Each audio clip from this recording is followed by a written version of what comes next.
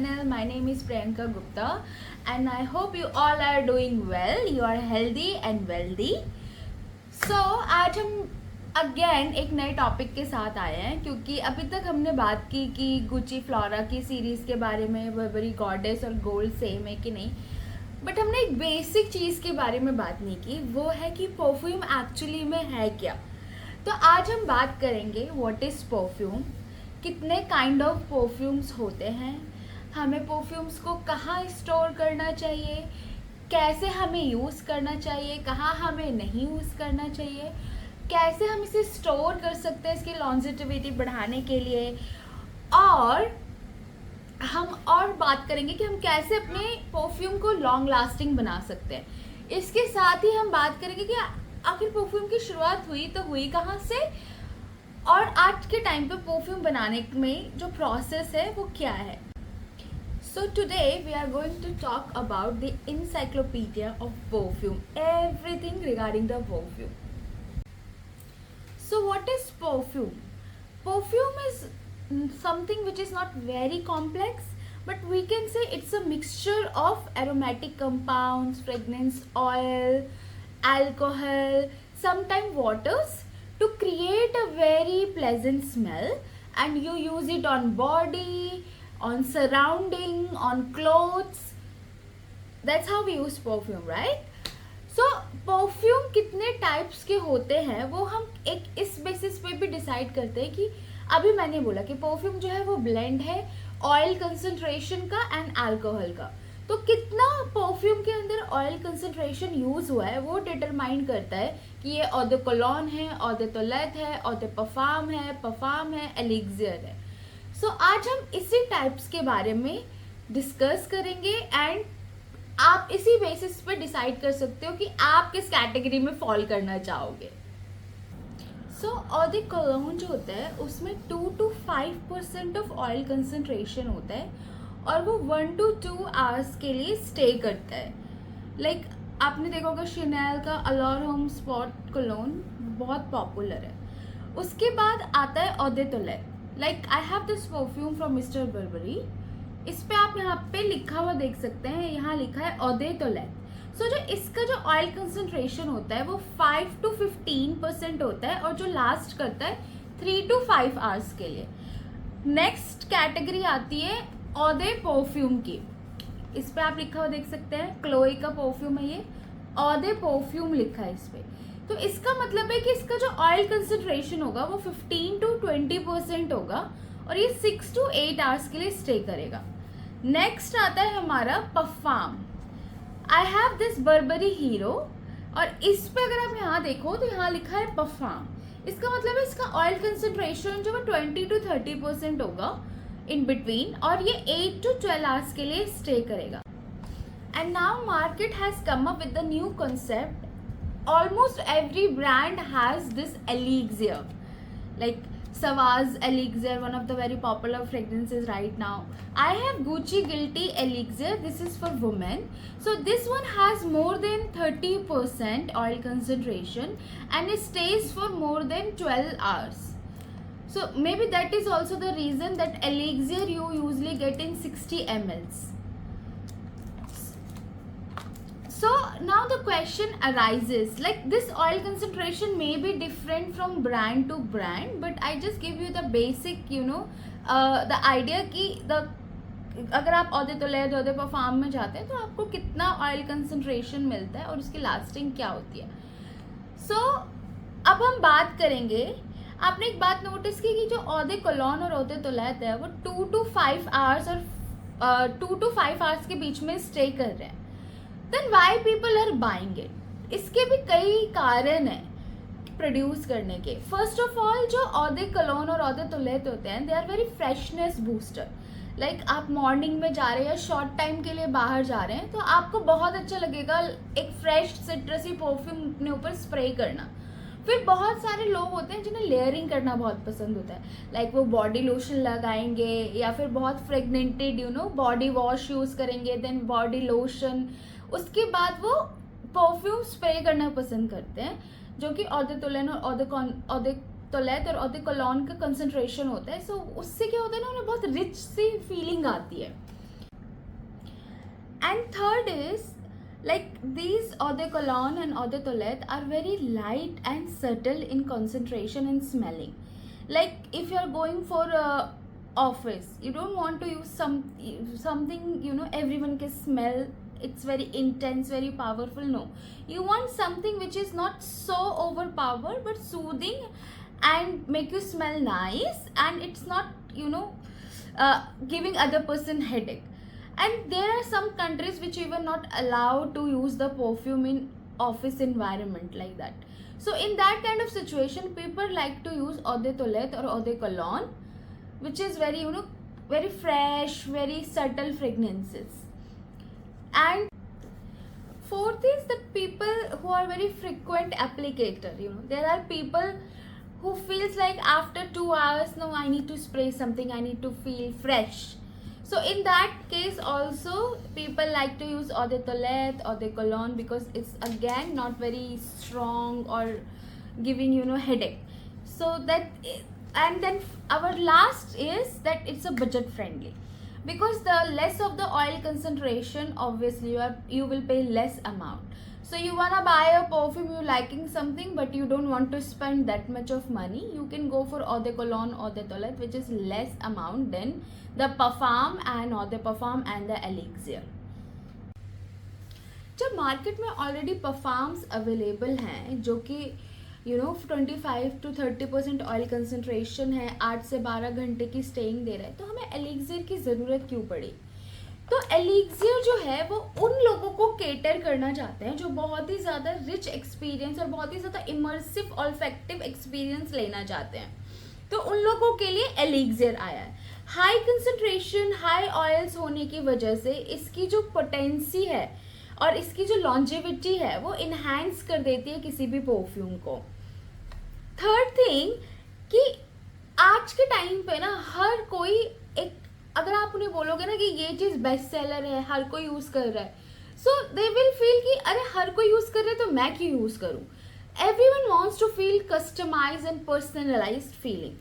सो उस personalized feeling को भी केटर करता है ये फ्रेगनेंस, क्योंकि आप इसको लेयर इट अप कर सकते हो अपने परफ्यूम के साथ या कोई भी अपने फ्रेगनेंट परफ्यूम के साथ, कोई भी अपना जो आपको परफ्यूम पसंद है आप उसके साथ इसको लेयर इट अप ईजिली कर सकते हैं। ये अच्छे से कंबाइन हो जाता है। आप पहले एलिक्सिर स्प्रे कर लो और उसके बाद अपना परफ्यूम स्प्रे कर लो। सो इससे दो फायदे होते हैं, एक तो आपको अपना अलग पर्सनलाइज एक्सपीरियंस मिल जाता है और सेकेंड थिंग कि आपके परफ्यूम की लॉन्जेविटी और इन्हांस कर देता है। So brands also coming up with the innovative ideas जिसमें वो traditional methods and modern techniques को मिक्स करके एक नया चीज़ सर्व कर रहे हैं विच इज़ एलिक्सिर। और एलिक्सिर का जो मार्केट है या कंज्यूमर मार्केट है वो भी दिन पे दिन इंक्रीज कर रहा है। सो अब हम बात करेंगे कि हमें अपना परफ्यूम कहाँ अप्लाई करना चाहिए और किस तरीके से हम इसकी लॉन्ग लास्टिंग बढ़ा सकते हैं। तो परफ्यूम जो है वो हमेशा पल्स पॉइंट पे अप्लाई करना चाहिए। अब पल्स पॉइंट क्या होते हैं, जैसे हमारा ये वाला एरिया जो near to the skin surface होता है जहाँ पे हमारा ब्लड फ्लो ज़्यादा होता है। So these are our pulse point. Wrist हो गए, हमारी कॉलर बोन हो गई, behind the ear and then our inner elbows. आप जो है अपने एंकल्स पे भी लगा सकते हो and behind the knees also you can apply the perfume. So ये एरियाज जो होते हैं वो आपकी, अगर आप यहाँ परफ्यूम स्प्रे करो तो वो स्टे करता है अच्छे टाइम के लिए। और क्योंकि ब्लड फ्लो की वजह से क्या होता है कि ये परफ्यूम जो है वो हवा में बहुत अच्छे से डिफ्यूज होते हैं। So when you pass by someone so other person can you know feel it, it's goes nicely into the air. उसके बाद हम अपने परफ्यूम्स की लास्टिंग कैसे बढ़ा सकते हैं। अगर आप नहा के जब आते हैं उस टाइम पर अगर आप अपना परफ्यूम स्प्रे करो तो परफ्यूम्स लॉन्ग लास्टिंग होता है। क्यों? क्योंकि आपकी बॉडी मॉइस्चराइज होती है उस टाइम पे। That's how you can increase the lasting. ऐसे नहीं कि आपने नहा लिया और आप 4-5 घंटे बाद परफ्यूम स्प्रे कर रहे हो। अगर आपको बाहर जाना है और आपने जस्ट शावर लिया, at that time only spray the fragrance. And अगर आपकी परफ्यूम की एक और बात है कि ड्राई स्किन और ऑयली स्किन, अगर आपकी स्किन ऑयली है तो परफ्यूम ऑटोमेटिकली बहुत अच्छा स्टे करेगा। बट अगर आपकी स्किन बहुत ज़्यादा ड्राई है या ड्राई स्किन है तो परफ्यूम उतना अच्छा स्टे नहीं करेगा क्योंकि ये इवेपोरेट फास्ट होगा। तो उस केस में हम क्या कर सकते हैं, आप कई बार देखते हो कि ब्रांड जो है वो अपने परफ्यूम लोशंस भी निकालते हैं साथ में, या तो आप वो खरीद सकते हो। सो पहले लोशन लगाया एंड उसके बाद परफ्यूम। बट अगर आप ब्रांड्स के लोशंस के लिए नहीं जाना चाहते हो सेम सेंटेड लोशन के लिए, तो आप कोई भी अनसेंटेड लोशन लगाने के बाद तब परफ्यूम स्प्रे कर सकते हो, और उससे उससे क्या होता है कि परफ्यूम की लास्टिंग बढ़ जाती है। फिर भी आपको लगता है कि नहीं मेरे परफ्यूम तब भी स्टे नहीं करता, like I have a very super dry skin, so what I do, I have two other things, like I always carry these kind of oils, small bottles of oil. So what I do, I spray this here and here like this, and then I spray my perfume. So what happens, that's how it enhances the lasting, because that the evaporation time got reduced. Or otherwise, if you are a fan of oils, you can use like oils also. In Middle East it's very popular, people apply the oil, and with the best thing about the oils, you don't rub but better you tap it, you tap, and you spread it. More you will spray, more it will diffuse better into the air and more fragrance will come out, and then you spray the fragrance. So the oil itself has a smell, and then you spraying the perfume, so it helps in two ways. It enhancing the lasting also, and it will stay for more time, and it will it will make your perfume more enhanced, more intense also.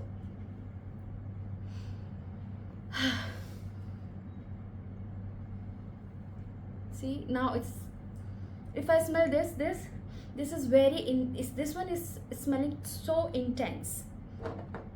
And third thing, don't try to apply the perfume where your area is not exposed. Like if you apply in the areas where it can blend better in the air exposed areas, so it will come out better. So that is also one thing.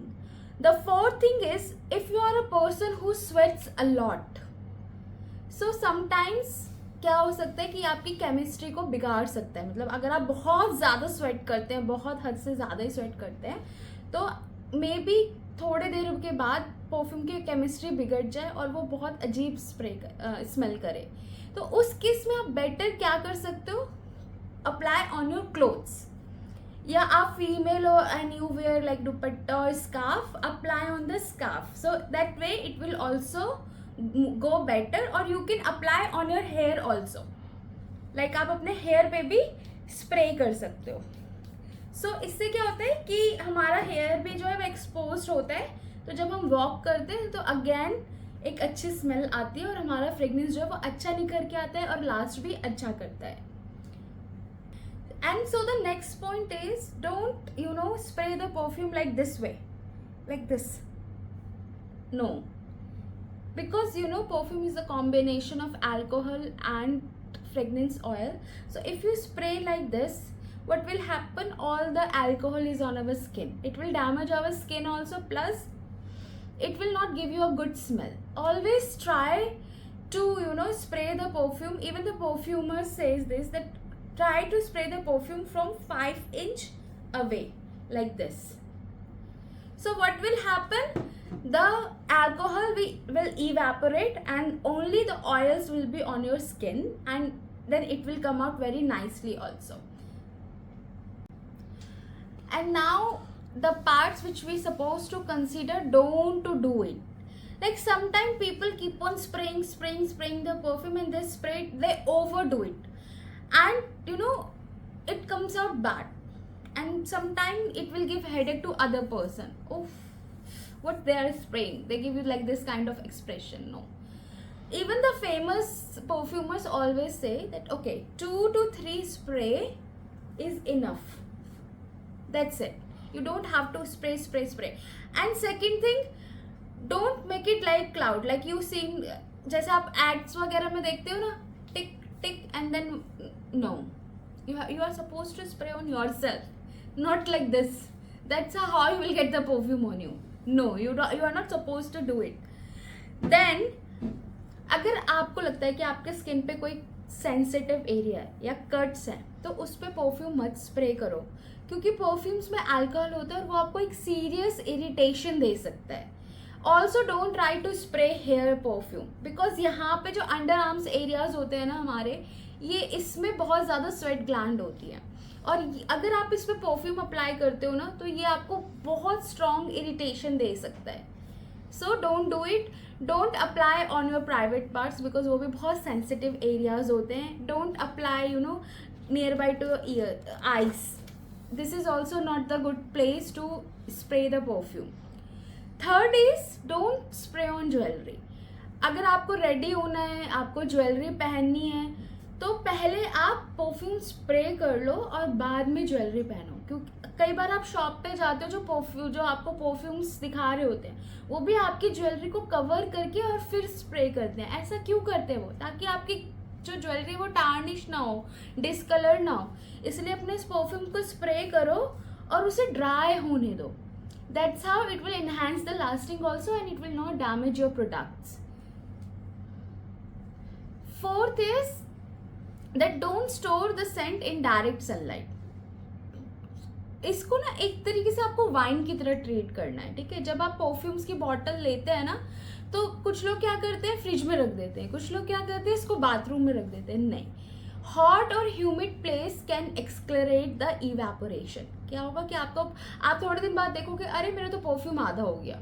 क्यों? क्योंकि वो evaporate fast कर जाएगा. कोशिश करो कि जिस bottle में है वो उसी पैकेजिंग में उसे रखो, और उसको क्या कहते हैं, ड्राई और room temperature is also okay. Dry and dark and ऐसी जगह पे रखो जहाँ पे ना वो इवेपोरेट फास्टर ना हो. Like no direct sunlight, no washrooms, no humid places. Treated like a wine. जैसे आप अपने वाइन को रखते हो ना रूम टेम्परेचर में, डार्क प्लेस पे, ऐसे ही आपको परफ्यूम्स पे रखना है, because perfumes also has alcohol. उसके बाद एक और पॉइंट मैं डिस्कस करना चाहूँगी कि जो अगर आपको लगता है ना कि आप परफ्यूम फ्रिक्वेंटली स्प्रे नहीं करते हो, यू आर नॉट तो बड़ी बॉटल्स लेना अवॉइड करो. कई बार क्या होता है, लोग प्राइसिंग, क्योंकि बड़ी बॉटल्स जो होते हैं वो सस्ते आते हैं कंपैरेटिवली टू, ज़्यादा इकोनॉमिकल होते हैं कंपैरेटिवली स्मॉल बॉटल्स. तो people you by the bigger bottles, और फिर उससे क्या होता है कि कुछ दिनों बाद ना उसकी केमिस्ट्री बिगड़ने लगती है. आप देखते हो परफ्यूम्स का डिस्कलरेशन होने लगता है, और उसकी वो स्मेल नहीं आती जो आपने स्मेल करके उसको लिया होता है. तो अगर आप इतना परफ्यूम के फ्रिक्वेंट यूजर नहीं हो, then try to take a small bottles and keep that one with you. So इससे क्या होगा, आप उसको जल्दी फिनिश कर पाओगे और परफ्यूम की केमिस्ट्री नहीं खराब होगी. एक पॉइंट और जो कि अब हमारा लास्ट पॉइंट होने वाला है, कि हमें आदत होती है कि हम परफ्यूम स्प्रे करते हैं and then we start doing this, rub करना स्टार्ट कर देते हैं. कभी ऐसा नहीं करना चाहिए. रब करने से क्या होता है, अगेन केमिस्ट्री खराब हो जाती है और उसकी जो एक्चुअल स्मेल आनी चाहिए ना, वो नहीं आती. जो बेस्ट तरीका होता है परफ्यूम को अप्लाई करने का, उसको स्प्रे करो 5 इंच डिस्टेंस से और उसको ड्राई होने दो. समझो, इससे क्या होगा, अल्कोहल भी गया एंड ये ड्राई होगा, ये आपके ऊपर अच्छा स्टे करेगा and you can feel the actual aromas of the aromatic compounds. जो उसमें इंग्रेडिएंट हुए हैं, आपको उसकी स्मेल आएगी, ना कि अल्कोहल यू विल स्मेल. इसी के साथ हम बढ़ते हैं आगे, जिसमें हम बात करेंगे कि परफ्यूम्स की शुरुआत कैसे हुई. हम एंशियंट टाइम में बिगिन करेंगे. हमें पीछे की ओर जाना पड़ेगा, थोड़ा सा ज़्यादा पीछे, 3000 BC बिफोर हम जाएंगे इजिप्ट पे.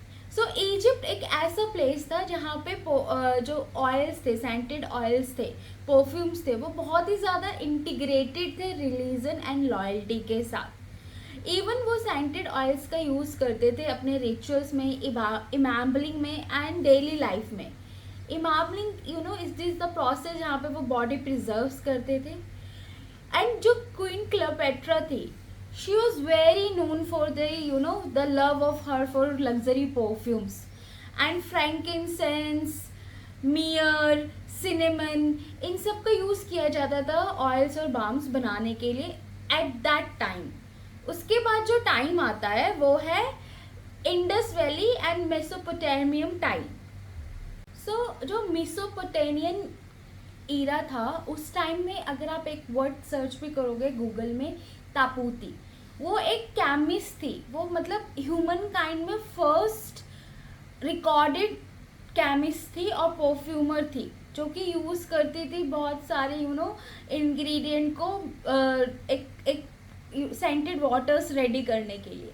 फिर जब इंडस वैली का टाइम आया, उस टाइम पे भी लोग क्या करते थे, हर्ब्स और फ्लावर इन्फ्यूज्ड ऑयल को यूज़ करते थे अपनी ग्रूमिंग्स के लिए और अपने रिचुअल्स में. And the time comes of ancient Greece and Rome, and that is the time when perfume is like a sign wealth का, ब्यूटी का, क्लीनलीनेस का. और वो एक ईरा था जहाँ पे एक तरीके से हम कह सकते हैं कि infused oil and distillation process start हुआ. Even they were so mad regarding the perfumes कि वो पब्लिक प्लेसेस पे और फाउंटेन्स में भी सेंटेड इनका यूज़ करने लगे. फिर जो एक बहुत बड़ा लीप आया साइंस में, वो टाइम था हमारा इस्लामिक गोल्डन एज का, जो 6 to 12 सेंचुरी के बीच में आया. और उस टाइम पे एक तरीके से स्टीम डिस्टिलेशन का यूज़ होने लगा, और ये जो एक्सट्रैक्शन ऑफ ऑयल्स था वो टाइम वहाँ पे स्टार्ट हो गया. और मस्क, एम्बर, फ्लोर वाटर्स, इन ये सब जो थे बहुत ही ज़्यादा की इंग्रेडिएंट हो चुके थे उस टाइम पे. फिर एक टाइम आया जब अरब ट्रेड्स के थ्रू परफ्यूम्स जो है वो यूरोप में एंटर किया. तो इनिशियली तो जो लोग थे वो परफ्यूम्स का यूज़ कर रहे थे पुअर हाइजीन की वजह से और बैड स्मेल्स को हटाने के लिए. But the time came when perfume making start from Italy and it go to France, and Venice is the place where it become a trade hub for the perfumes. Then comes the time of the 18th century where perfumes become a luxury to elite people. Like जो French loyalty थे, specially Louis 14 जो थे वो बहुत ही ज़्यादा अडॉर्ट करते थे perfumes के लिए. And that is the time जब लोग ग्लव्स पे, इवन जो वो फैंस यूज़ करते थे उस पर परफ्यूम स्प्रे करने लगे और अपने हॉर्सेस तक के ऊपर वो परफ्यूम्स लगाते थे. And the times comes of 19th century, and this is the time what we said that it is the time of the British modern perfume, जहाँ पे रियल मॉलिक्यूल्स का यूज़ होने लगा. लाइक अभी तक हम बात कर रहे थे ना कि हम लोग क्या करते थे, इन्फ्यूज करते थे हर्ब्स को या फ्लावर्स को. बट अब क्या हुआ, they are creating the molecules which smelling so nice like vanillin. इस तरह की ये एक ईरा था जो परफ्यूम चेंजर की तरह काम किया. और दिस इज़ द टाइम जब ब्रांड्स लाइक कोटी और गरलान, इन सब ने अपना एक बहुत बड़ा रोल प्ले किया. And the time began of 20th century, जहाँ पे एक डिज़ाइनर बूम हुआ परफ्यूम्स इंडस्ट्री में, जहाँ पे फैशन ब्रांड्स जो थे वो भी अपने परफ्यूम्स लेके आने लगे, like Chanel No. 5 which just act like a game changer. And this is the time जहाँ पे परफ्यूम्स जो थे वो एक कमर्शलाइज मार्केट बन गया और मार्केटिंग स्ट्रैटेजीज आने लगी कि हिम और हर में परफ्यूम्स जो है वो डिवाइड होने लगे. And now it is the century of 21st century, जहाँ पे परफ्यूम्स जो है वो एक अलग ही लेवल पे रीच कर गया. Now we have unisex perfume, niche perfume, personalise, customise. मतलब परफ्यूम्स ईरा इतना ज़्यादा आगे बढ़ गया. लोग आज के टाइम पे हर एक सेकेंड पर्सन परफ्यूम यूज़ कर रहे हैं. सो परफ्यूम मेकिंग प्रोसेस में जो फर्स्ट स्टेप है that is concept and inspiration, and it all start with the nose. Nose means perfumer. Perfumer starts everything with an idea. Idea can be a memory, a place, a mood or personality. Like sometimes they just, what is perfume? Perfume is actually a memory. तो कभी कभी क्या होता है ना कि वो किसी जगह पे गए, वहाँ की उन्हें कोई फ्लावर की स्मेल उन्हें पसंद आ गई, तो वो उस कॉन्सेप्ट पे परफ्यूम्स बनाना चाहते हैं. और या ये हो सकता है कि वो एक मूड को रिप्रेजेंट करना चाहते हैं, like a romantic mood. So that's how perfume idea come. या हो सकता है वो एक पर्सनालिटी को रिप्रेजेंट करना चाहते हो. पर्सनालिटी मीन्स कि मुझे एक बोल्ड पावरफुल पर्सनालिटी दिखानी है. So the perfume idea may be come from there. So perfume is basically writing a story, but you are writing that story with smells, you know, the scents. The second step is selection of ingredient. Ingredient comes from natural or it can be synthetic. जब हम natural की बात करते हैं, it can come from spices, it can come from fruits, और ये क्या कहते हैं, फ्लावर से आ सकता है, उसका एक्सट्रैक्शन ऑफ ऑयल्स हो सकता है. जब हम सिंथेटिक इंग्रेडिएंट की बात करते हैं तो इसका मतलब है कि वो लैब में बनाया हुआ इंग्रेडिएंट है. जैसे इथेनॉल हो गया, एल्डिहाइड्स हो गए, एम्ब्रोक्सिन हो गए. तो ज़्यादातर जो परफ्यूम्स होते हैं वो इसी के मिक्सचर होते हैं, ब्लेंड होते हैं नेचुरल एंड सिंथेटिक इंग्रेडिएंट के. और यहीं से उसमें जो है एक कॉम्प्लेक्सिटी आती है और एक सेफ्टी आती है परफ्यूम्स के अंदर. The third thing is blending the formula. So perfumes जो होते हैं वो परफ्यूम्स जो होता है वो बिल्ड होते हैं 3 चीज़ों पे.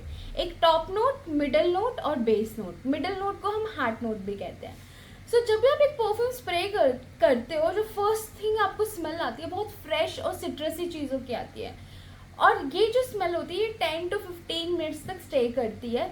ये इसका टॉप नोट होता है. ये बहुत ही लाइट मॉलिक्यूल्स होते हैं which evaporate faster. And then comes the middle note. Middle notes में आपके fruity, not fruity but florals notes जो होते हैं मोस्टली वो इंक्लूड होते हैं और ये स्टे करते हैं 1 to 2 आवर के लिए. देन आता है हमारा बेस नोट. जो बेस नोट होता है वो हमारा सबसे स्ट्रॉन्गेस्ट और लॉन्ग लास्टिंग होता है. इसमें हम हैवी मॉलिक्यूल्स का यूज़ करते हैं, हैवी इंग्रेडिएंट का यूज़ करते हैं, जैसे मस्क, वनीला, इन सब चीज़ों का यूज़ करते हैं. But now we come up with the new concept which is like linear formulation, because we know it's all about the creativity. अब इसमें क्या होता है कि परफ्यूम्स जो होते हैं वो ऊपर से लेकर नीचे तक, लाइक आपने जो फर्स्ट नोट में स्मेल किया वही आपने लास्ट नोट में स्मेल किया, वो चेंज नहीं हो रहा है टाइम के साथ. So this is a new concept and it's called linear formulation. After that it comes blending of the oil.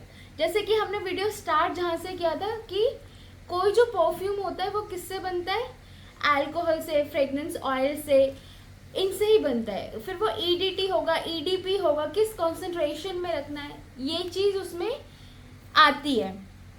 And then our second step is maceration, जहाँ पे हम उसको रेस्ट, परफ्यूम को रेस्ट कराते हैं और उनको हम टाइम देते हैं कि इंग्रेडिएंट्स जो है वो आपस में मिल सके. It's like wedding of the ingredient, वो लोग आपस में अच्छे से मिल सके, सेटल हो सके.